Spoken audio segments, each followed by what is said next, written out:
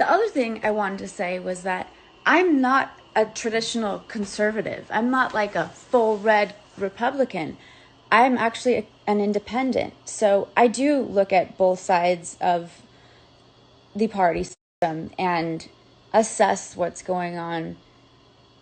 And I've intentionally decided to vote Trump again, because if you can't tell that Hillary and Kamala and Biden are out of their minds and have been in politics for some of them almost 50 years and are the reason for all of this systemic racism and injustice, and you continue to vote for them to keep them in place, then I'm sorry, but you're part of the problem, just because you've been duped into believing that the Democratic Party are for the people. And this idea that's been massively pushed by the media that Republicans naturally are racist and evil people is insulting, frightening, and dangerous.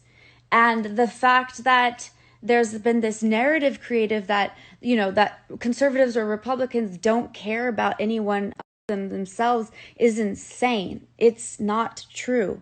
The truth is they just don't trust government and don't want big government in their business. And you shouldn't either, because they don't manage things very well. That's literally the difference between the Democratic Party right now and the Republican Party. The Democratic Party says we should, as a government, take care of everyone. Just do a quick Google search of other governments that have taken care of everyone. They're not very good at it because they're not structured by design to do that. And by the way, if you want to throw at me what Scandinavian socialism, how successful it is, we're not a country the size of Hawaii. It doesn't work like that. You can't make that comparison. We don't have the same infrastructure. We don't have the same demographic. There's no similarity. Sorry for my passion. But what I'm saying is the Republican Party care about people, believe in people and the opportunities, that the freedom that we have to make something of ourselves. Big government gets in the way of freedom. Taxing the rich gets in the way of providing jobs for people. A socialistic government and at the hands of the left. And there's a reason for that. It's a trick. It's a trick in pandering through identity politics. Oh, first president, Hillary's so great. No, she's not. You can honestly tell me that Hillary Clinton is great? She's not. Oh, Obama, our first black president, this is so awesome. What did he do? What was his success other than being a black president? Did Chicago get any better? So what I'm saying is they might look presidential, or they might placate and pander very well, but they're not doing anything. And that's why they hate Trump so much. Honestly, at this point, I should just go live. Our freedom of speech has been unhinged upon. We're not allowed to have conversations or diversity of thought. If you support Trump, you're a brainwashed idiot. If you, and by the way, you'll be told what a brainwashed idiot, but you won't be presented with facts, except for this looming 200,000 people that Trump killed by being an ineffective leader. When really, if you do 8,000 people generally in a week die in America. So how long have we been in lockdown? How long have we been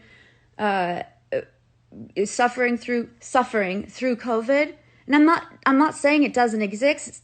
It absolutely exists. But the narrative that's being spun is not based in reality or factual numbers. And that's the biggest problem that's going on. Saying, I believe in science, I'm a science believer, that doesn't prove you're looking into the science. That proves you're parroting a narrative that's been painted that all people on the right don't believe in science.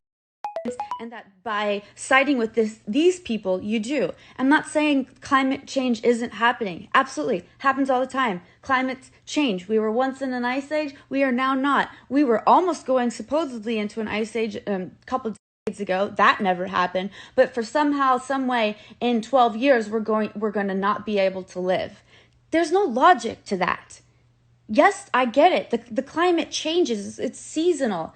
Every year, every century. Lastly, Donald Trump isn't even technically a Republican himself. He's always socially been at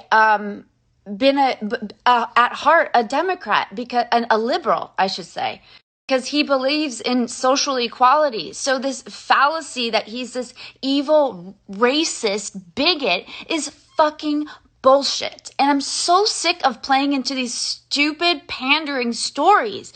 It's the falseness of what's going on needs to be shattered. And am I still recording?